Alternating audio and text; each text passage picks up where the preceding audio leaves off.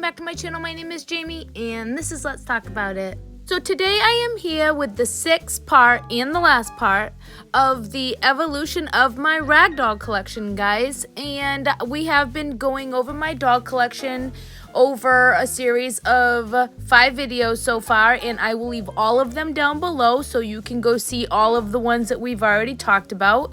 And today's video is titled Never Heard Ofs, because these are the dolls that I've collected in the last year that I absolutely didn't even know existed until I got them. And I was like, yes, so let's go over them.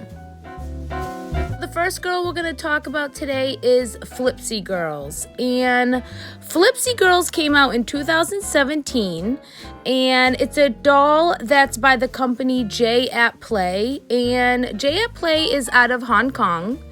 And she is a reversible doll that can flip from a swaddled baby to a big girl doll. I have Lola the banana, and she turns into a monkey. Some others in this line are Sabrina Ballerina, Zara the flower, Zandy Candy, Zoe Bear, Xana Strawberry, and Zuri Cat, is just to name a few. And so I was like excited when I first found this doll because I was like looking up different companies, and I seen J at Play, and then I seen Flipsy Girls, and I'm like, what is a Flipsy Girl? So when I first got her out of the box, I was like, oh, how cute. Look at her little eyes, and she has a little smile and no nose, and I love the colors, nice and bright, and it looks like she has a little, like her little swaddle in her ears on the top. She's a little monkey, and all you do is kind of like give her a little flip, and then her body comes out, and she's out of her swaddle thing, and she has her little dress. And then this was the coolest, you take this off, and this is her hair, but her eyes are here, and that was her nose. I was all like confused. I like how they did that. So that's pretty neat. This is her. She turns into like a girl monkey or whatever. I always tend to get the monkeys because I used to call my son my little monkey when he was a baby. So I always get the monkeys. But she's cute. I like her colors, and I like the hair. I really do. And she's nice and bright. And she sits in my room all happy. And yeah, one is enough with these dolls. I know that. I don't want them all, but I'm glad to have her in my collection. She's wacky and out there and cute. I will say though, the others did look really cute when they came out of their little swaddle. Next we have my blue princess from Katas Clothing. Katas Clothing was founded by William H. Kata in 1865 in Needham, Massachusetts. He was originally from England, and later arriving to America, he married his wife in 1857.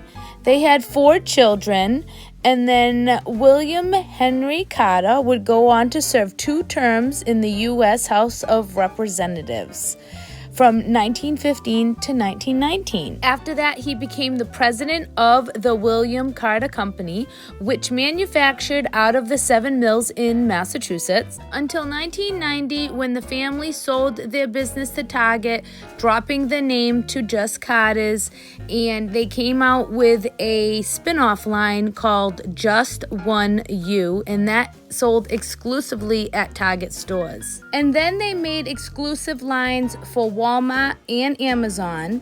And then, if that wasn't enough, they went and acquired their competitor's license, Osh Gosh Begosh, for over $312 million in 2005. While many baby retailers are claiming bankruptcy today, the powerhouse Katas is still dominating the market today. Okay, next we have my Mexican kissy face doll, I call him.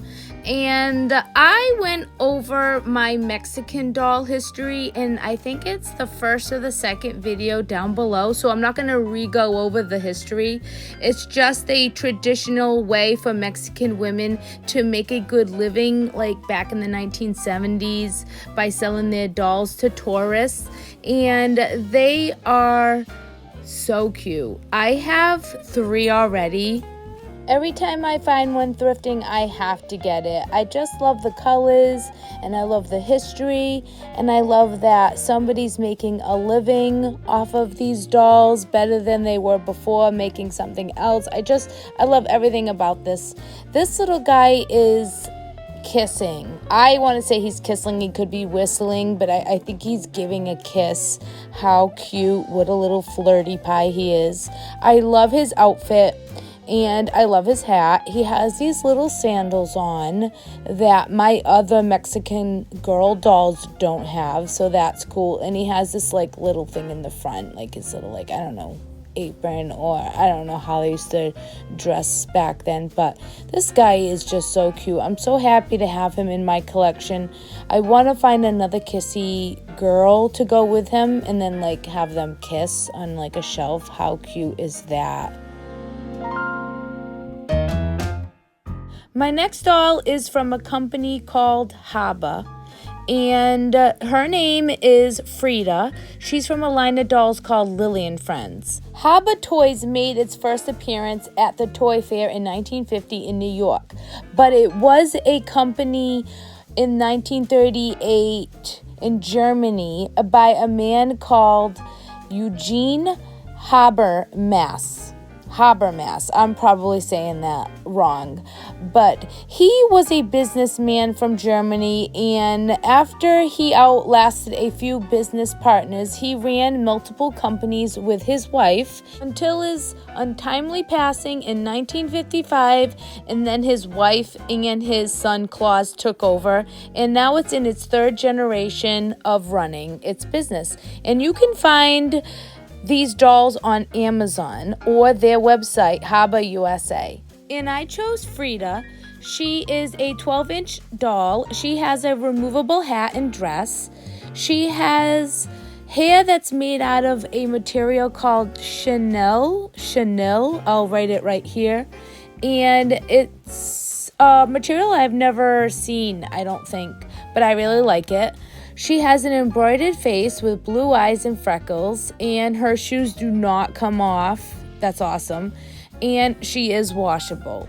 She is from the line Lily and Friends, like I said. She has friends called Lenore, Hedda,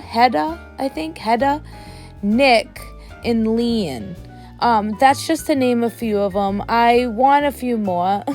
This doll is very well made, and I think it's probably my favorite out of all my rag dolls as we speak. Next is my very special Brutus toy from Pippi that my boyfriend won me out of a claw machine. I am so proud of him. So this toy was manufactured in 2017 by Kelly Toy, and Kelly Toy was the same people that came out with the iconic Squishmallows. And yeah, so that's a little brief history on that. So Brutus, at one time known as Bluto, he is a character created by Elise Crystal Zager. I cannot say that name. I tried to say it over and over before the video and I couldn't say it, so that's what you get. So he was originally supposed to be like a one-time character in a comic strip by this guy called the Thimble Theater, and he was called Bluto the Terrible. And then by 1933, he was the main antagonist in Pippi by Fleischer Studios, and it was like an animated cartoon. And the series Pippi was so fun. Bluto was a cruel, bearded bully who serves as Popeye's nemesis and arch rival for the love of olive oil, usually using brute force or trickery to accomplish his goals. He was similar to that of the villain in Red Flag in the 1930 film The Big Trail, played by Tyrone Power Sr.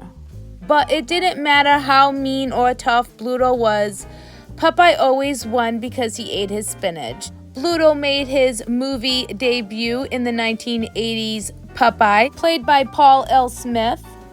So that's the little history on Bluto, if you didn't know who he was. And this guy I really love because my boyfriend won him for me. It could be whatever and I would love it, but I am super happy that it was like a cool toy because some of the things you get out of those claw machines are not worth it.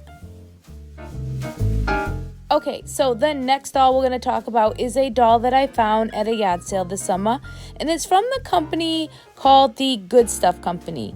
And when I looked this company up, it's a division of the Basic Fun Company, which the Basic Fun Company gives us Care Bears and Nintendo plushies and other arcade classic plushies that we like, and they retail in stores like Walmart, Target, Amazon, and yeah, so that's the little bit of history of where this dolly came from. She's pretty basic. I kind of felt bad for her. I liked that it had her tags. But yeah, she's got the painted face in boring colors, red and black checkers. It's just, what little girl likes these colors? I don't know. The year on her is 1988, and she's got the yarn hair, and that gives me a little bit of the 80s. But other than that, I expect a little bit more from the 80s. Okay, so next we have Faye the Fairy by Jellycat. Jellycat is a company that came out in London, and they are well known for using very luxurious materials with their quirky designs. And I love collecting anything from Jellycat. They have this line called Amusables, and they take like vegetables and plants and other things, and they just make stuffed animals out of them, and it's such a fun company. This is Faye the Fairy, and she has like this gothic vibe to her that I love. She has like a ballerina type tutu dress on with some fairy wings and a hat and like some boots, and she's very soft. Every time I go into the paper store, I go over to see what is new from this company because I'm obsessed. They are a bit pricey. That's the only thing that stops me from buying them a lot because they are a lot of money. I believe I went in there to get the red cardinal for Christmas.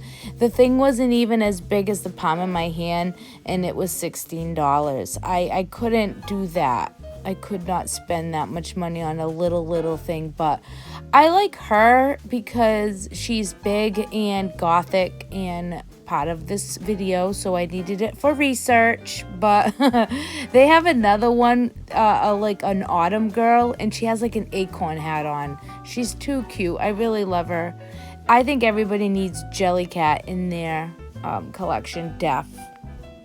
Next up is my Abby doll by Preppy Pelican. So Preppy Pelican is a company based out of Hanover, Maryland, and their motto is where Preppy meets Plushie. And Preppy Pelican is wholly owned and operated by the Petting Zoo Incorporation, and I think the man that owns this company has something to do with like the nautical scene and boating because he likes to incorporate a lot of the materials and the styles from that kind of lifestyle into his dolls. So let's take a look at Abby.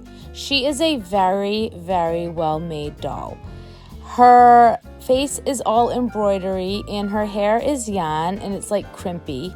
She has an okay dress on. I think the stylist needs a little bit of a lesson there, but that's okay.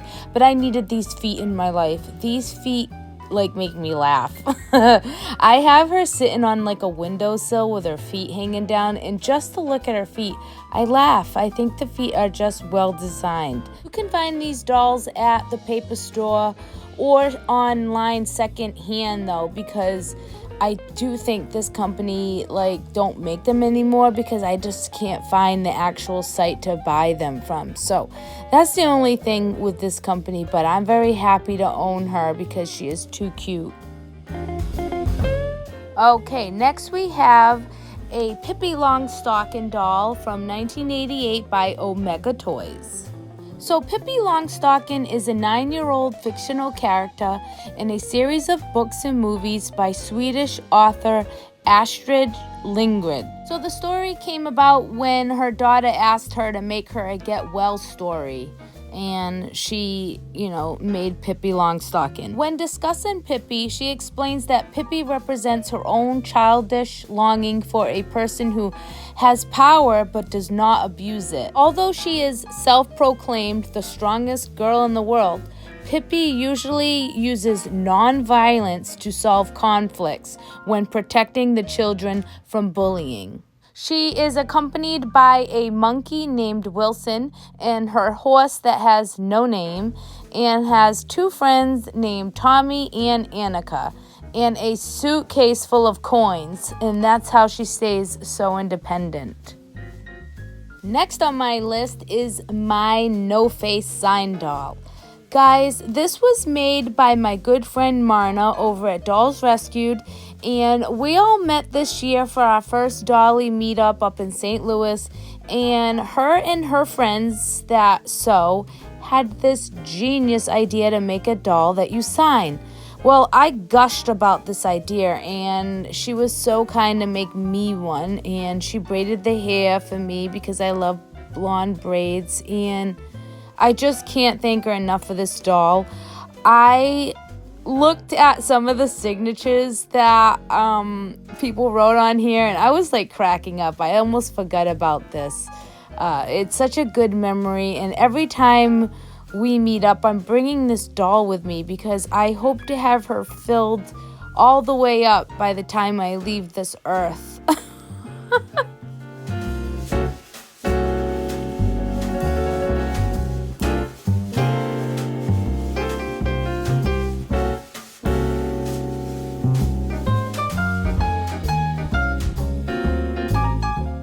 So next up I have my Joe Spencer Gathered Traditions Pilgrim Girl. And Joe Spencer is one of the most creative folk artists out there. I have never seen such whimsical creations as his. He is very popular for his Christmas decor, especially his huge Scrooge doll that he makes that I want one day. I actually was in front of this doll at the last doll convention I went to. But what I really like about these dolls is the Jesus eyes that they have and the button nose, and I just want one for every holiday. You can usually find these at little gift shops, or you can get these on the website, and you can find so many different ones. Okay, last but not least, I have my lovable Stuffable Santa by Fairfield Processing Corporation. And the Fairfield Processing Corporation is based out of St. Louis, and there's another company in Connecticut. And they are well known for making polyfill. And polyfill was a stuffing that they would use to make pillows and stuffed animals and comforters, and they came out with a pattern that had a cutout, and you could sew and stuff your own pillow, and this was a big deal back in the 70s and 80s. They sell different ones still. You can find them on eBay. They're older, but they're still there for you to get, and you can make them, and I'm thinking of making one because I bet you I could make this. How can I not?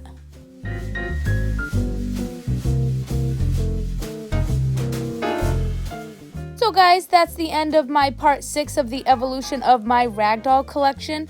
What did you guys think? This was a really fun series. I love showing you guys my dolls. I decided to leave it with Santa because I wanted to remind you guys that Vlogmas is coming up on December 1st and I'm participating, so please stay tuned for that. So if you like this video, please press like, subscribe, and I'll see you later.